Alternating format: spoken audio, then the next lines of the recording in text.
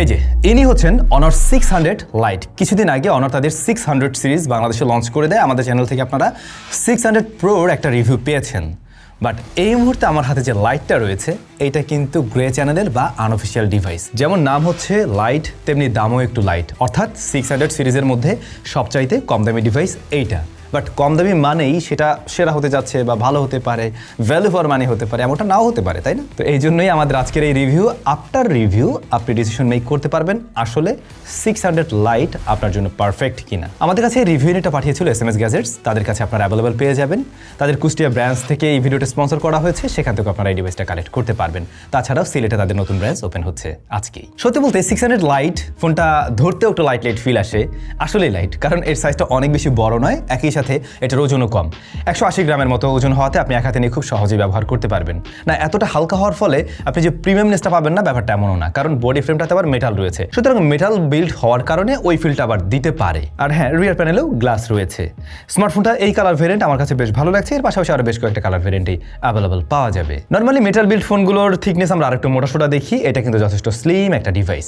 IP66 এর rating রয়েছে, so splash class লাগলে সমস্যা হবে না, কিন্তু আপনি পানিটা নিতে আবার চুবাতে যেন না। ওয়াটার রেটিং এর ক্ষেত্রে আমি আরো বেটার কিছু আশা করছিলাম। এই স্মার্টফোনটার যে দাম বর্তমানে 36,799 টাকা, সেই জায়গায় আমি আরো একটু বেটার কিছু আশা করছিলাম। তবে যাই হোক, ওভারঅল স্মার্টফোনটা দেখতে বেশ সুন্দর লাগছে। একই রকমভাবে নিশ্চয়ই আমাকে এই শার্টটাতেও খারাপ লাগার কথা না, রাইট? আমাকে মনে হয় বিভিন্ন প্রোগ্রামে আপনারা এই টাইপের বা এই শার্টটারই বিভিন্ন কালার ভেরিয়েন্ট পড়তে দেখছিলেন। ফাইনালি আমাদের টাইজোতে কিন্তু এই শার্টটা চলে আসছে, অরিজিনাল জারার শার্ট।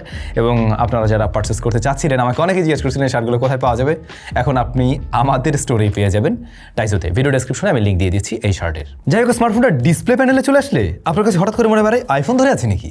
আইফোনের মতো একটা ফিল দিবে, কারণ এখানে রয়েছে একটা ডাইনামিক আইল্যান্ড, একদমই আইফোনের মতো একটা ফিল দেয়, যদিও আইফোনের মতো অত বড় সরো না, তার চাইতে একটু ছোট রয়েছে। এবং এইটা এভাবে রাখার কতটুকু প্রয়োজনীয়তা ছিল আমি জানি না, জাস্ট এই আইফোনের মতো ভাইব ক্রিয়েট করার জন্য কিনা, হতে পারে সেরকম কিছু। তবে চিন বেজেল যথেষ্টই ন্যারো, মানে যথেষ্টই ন্যারো। এইটা 600 সিরিজের সবচেয়ে কম দামি ডিভাইস হওয়া সত্ত্বেও এইটার চিন বেজেল কিন্তু ওরা একদমই সিমেট্রিক্যাল রাখছে, প্লাস হচ্ছে গিয়ে যথেষ্ট ন্যারো। ডিসপ্লেটা হচ্ছে গিয়ে একটা AMOLED প্যানেল, 6.6 ইঞ্চ এর সাইজ, যেখানে আমরা 1 বিলিয়ন কালার সাপোর্ট করতে দেখি। 120 হার্টজ পর্যন্ত আমাদের টেস্টিংয়ে দেখলাম রিফ্রেশ রেট দিচ্ছে, যদিও ওরা ক্লেমও করে তাই। অন্যদিকে 3840 হার্টজ PWM ডিমিং, এই জায়গাটা আবার ভালো করছে। 6500 নিটস পিক ব্রাইটনেস, ইনসেন লেভেলের। এটার ব্রাইটনেস আউটডোরে ইনডোরে সব জায়গায় একদম পারফেক্টলি ভিজিবল, সেক্ষেত্রে আমাদের কোনো সমস্যায় পড়তে হয়নি। তবে কালারটা একটু টুইক টাইট, একটু ভাইব্রেন্ট ক্রিস্প টাইপের একটা কালার দেয়, যা দেখতে অবশ্যই ভালো লাগে। তাছাড়া যারা মাল্টিমিডিয়া কনজাকশন করবেন তাদের কাছেও বোধ হয় এই ডিসপ্লেটা ভালো লাগবে, বেশ ইমার্সিভ একটা ভিউ পাওয়া যায়। একই সাথে এটার ওই যেটা বললাম কালার রিপ্রোটেকশনটাও বেশ সুন্দর, তাছাড়াও শার্পনেস ভালো আছে হাই রেজলিউশনের কারণে। আর প্রোটেকশনের ব্যাপারে জানলাম অ্যালুমিনো সিলিকেট নামে কোনো একটা প্রোটেকশন ওরা এখানে ব্যবহার করছে। আমি জানি না যে আসলে এই ধরনের প্রোটেকশন কতটা শক্ত হয়ে থাকে, এগুলোর সাথে ইউজ টু না আমরা আসলে। তবে আমার যা মনে হয়, এই সামনের এত বড় সড়ো একটা নচ না রেখে বরং ওরা যদি সিঙ্গেল ক্যামেরার সিঙ্গেল একটা নচর ভাবে দিত, সেটাই বোধহয় বেশি ভালো লাগতো। এখানে বেশ কিছু প্রয়োজনীয় সেন্সর ওরা রেখেছে আর কি। এই এখন আইফোনটা আপনার হাতে ভেবে থাকলে হঠাৎ করে যে কেউ একটু আইফোন ভাইবা বসতে পারে আর কি। ওয়াইড ভাইন L1 এর সাপোর্ট আছে, ডিসপ্লে অতিরিক্ত হিট জেনারেট করতে দেখিনি, মোটামুটি ওকে আছে। এখানে ক্যামেরায় রিয়ারে 2টা শুটার আছে, এর পাশাপাশি একটা বড়সড় লাইট রয়েছে, যেটা আপনার কাজে লাগবে অবশ্যই। তবে মেইন শুটারে রয়েছে 108 মেগাপিক্সেলের শুটার। 108 মেগাপিক্সেলটা এই মুহূর্তে দাঁড়িয়ে একটু কমেই দেখা যায়। তবে এর পাশাপাশি রয়েছে 5 মেগাপিক্সেল একটা আলট্রাওয়াইড শুটার। আলট্রাওয়াইড থাকাটা অবশ্যই ভালো বিষয়, কিন্তু যে দাম সেই জায়গায় তো আমি 5 মেগাপিক্সেলের আলট্রাওয়াইড আশা করি না, তখন তো আমি অ্যাটলিস্ট 13ই আশা করি। তারপরও 8 মেগাপিক্সেল থাকলে বোধহয় আমরা মানে মোটামুটি হলেও চিন্তা ভাবনা করতাম। এই সেটআপটা ওদের প্রিভিয়াস জেনারেশনের সাথে হুবহু মিল রাখে, বরং ওইটা আরো কম দামে পাওয়া যেত। সো আমার কাছে এই ব্যাপারটা ভালো লাগে নাই। সামনে রয়েছে 16 মেগাপিক্সেলের শুটার। ক্যামেরাতে যদি আপনি খুব আহামরি এক্সপেকটেশন রাখেন যে আমি 36-37 হাজার টাকা দিয়ে কিনে খুব ভালো রেজাল্ট পাবো, তাহলে আমি বলবো আপনি শুরুতেই হতাশ হবেন। এটার ক্যামেরা রেজাল্ট আসলে বিলো অ্যাভারেজ বলা যেতে পারে। এই প্রাইস পয়েন্টে আরও একটু বেটার ক্যামেরা আমরা লক্ষ্য করছি, বেটার সেন্সর সহ আরও হয়তো সেন্সর বা লেন্সের ভ্যারিয়েশন রয়েছে। সো যেটা হয় যে প্রপার লাইটিং কন্ডিশনে তো ভালো শার্পনেস ডিটেল দিতে পারছে, কালারটাও একটু পপ আপ টাইপের লাগে, যেটা ভালোই লাগছে। তাছাড়া ডিটেলের পরিমাণে ভালো পাবেন যদি লাইট টাইট ভালো দেওয়া যায়, কিন্তু লো লাইটে এটা ছবি অনেকটাই সফট করে ফেলে। সে সাথে হেভি হার্শ লাইট কন্ট্রোলিং একটু সমস্যা আছে। তাছাড়াও আমি দেখলাম লেন্স ফ্লেয়ারটা খুব একটা সুবিধাজনক আমার কাছে লাগেনি আর কি, আর একটু বেটার প্রসেসিং এর প্রয়োজন ছিল। পোর্ট্রেট মোডে বেশ কয়েকটা ফোকাল লেন্থে তো ছবি তুলতে পারবেন, 3xেও তোলা যাবে, তবে সেটা জুম করে যেহেতু দেয় আপনারা একটু সফটনেস এখানে লক্ষ্য করবেন। যদিও সেই ছবিগুলো দেখতে তো বেশ ভালো লাগে, ব্যাকগ্রাউন্ড ব্লারনেস, তারপর সাবজেক্ট সেপারেশন, সে জায়গাগুলো ঠিকই আছে, কিন্তু একটু বেশি ব্রাইট করার প্রবণতা আছে, প্লাস একটু সফট লাগবে আপনাদের কাছে আর আর কি। তার বাইরে পোর্ট্রেট মোডটা সুন্দর, আর আলট্রা ওয়াইডটা দিয়ে শুধুমাত্র ভালো আলোতেই আপনারা ছবি তুলুন, আদারওয়াইজ এর ছবি আপনি কাজে লাগাতে পারবেন না। তাছাড়াও মানে ডে লাইটের ছবিতেও আপনারা রেজলিউশনের একটা ঘাটতি মনে করবেন যখন একটু বড় স্ক্রিনে কিংবা আপনি জুম করে দেখতে চাইবেন। ভাবছিলাম ফ্রন্ট ফেসিং ক্যামেরা অ্যাটলিস্ট মোটামুটি বেটার রেজাল্ট দিবে, বাট এটা রেজাল্ট আরও খারাপ, বিশেষ করে আউটডোরে যখন ব্যাকগ্রাউন্ডে কোনো আলো থাকে সেক্ষেত্রে ও কোনোভাবেই ম্যানেজ করতে পারে না, একদম ওভারব্লোন হয়ে যায়, ঝলসে যায় এই অবস্থা। আবার হচ্ছে গিয়ে অনেকটাই সফট মনে হয়। ভিডিও তো ভালো রকমেরই কম্প্রোমাইজ করছে, ভিডিও রেকর্ড করতে পারবেন সর্বোচ্চ 1080p 30 fps যে জিনিসটা ডেফিনেটলি আপনি এরকম প্রাইস সেগমেন্ট থেকে আশা করেন না, আমিও করি না, এবং এটা খুবই দুঃখজনক। ভিডিওকেও আমি বিলো অ্যাভারেজ রাখবো, সুতরাং আপনি বুঝতে পারছেন যদি ক্যামেরার জন্য এই ডিভাইসটাকে চয়েস করতে চান 37,000 টাকায়, তাহলে মনে হয় না এটা আপনার জন্য গুড অপশন হচ্ছে। তাহলে পারফরমেন্সের কি অবস্থা? স্মার্টফোনটিতে রয়েছে মিডিয়াটেক ডিমেনসিটি 7100 এলিট। এলিট নাম দেওয়া মানেই সেটা অনেক দারুণ হচ্ছে, কিন্তু এমন না, কারণ এটা মিডিয়াটেক ডিমেনসিটি 7100ই অ্যান্ড্রয়েড 16 রান করছে, তবে আপনি 6টা মেজর আপডেট পাবেন। এইটা আবার একটা ভালো ক্লেম যে 6টা মেজর আপডেট এই ডিভাইসটাতে আপনি পেতে চলছেন। আগামী নেক্সট 6টা জেনারেশন আপনার ফোন লেটেস্ট অ্যান্ড্রয়েডে রান করবে। এর পাশাপাশি র্যাম হিসেবে পাওয়া যাবে 12 এবং 8 আর 128 অ্যান্ড 256 GB। এটার স্টোরেজ টাইপ UFS 3.1। সত্যি বলতে এই এসওসিটা মিডিয়াটেকের 5G চিপের মধ্যে একটা মানে বেসিক একটা এসওসি বলা যেতে পারে, যেখান থেকে আমরা খুব হেভি পারফরমেন্স আশা করতে পারি না, না গেমিংয়ে, না ধরুন একদম হেভি মাল্টিটাস্কিংয়ে গিয়ে খুব দারুণ রেজাল্ট দেবে এমন না।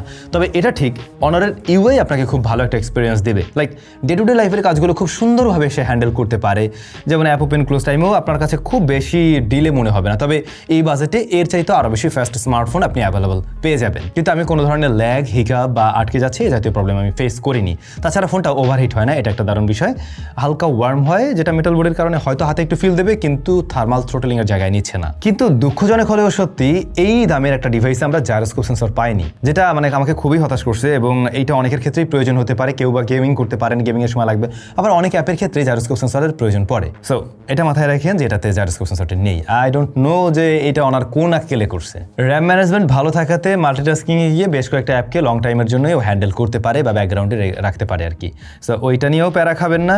কিন্তু যদি ধরুন আপনি একটু ভারী অ্যাপ্লিকেশনগুলো ব্যবহার করতে যান, তাহলে হালকা চপি একটা ব্যাপার লক্ষ্য করবেন। এর থেকে আর একটা বিষয় হচ্ছে এই স্মার্টফোনটা গেমিংয়ের জন্য আপনার চয়েস করাটা একদমই উচিত হবে না। একেবারে বেসিক গেমিংয়ের জন্য ওকে আছে, হ্যাঁ পাবজি, ফ্রি ফায়ারের মতো গেম তো চলছে এখানে, কিন্তু আপনি এই বাজেটের স্মার্টফোনগুলোর সাথে কম্পিটিশনে টিকাতে পারবেন না কোনোভাবেই। সো আপনি যদি একেবারে গেমার না হয়ে থাকেন, শখের গেমার, টুকটাক মাঝে মধ্যে একটু সময় কাটাবেন, দেন ও আপনাকে অসন্তুষ্ট করবে না।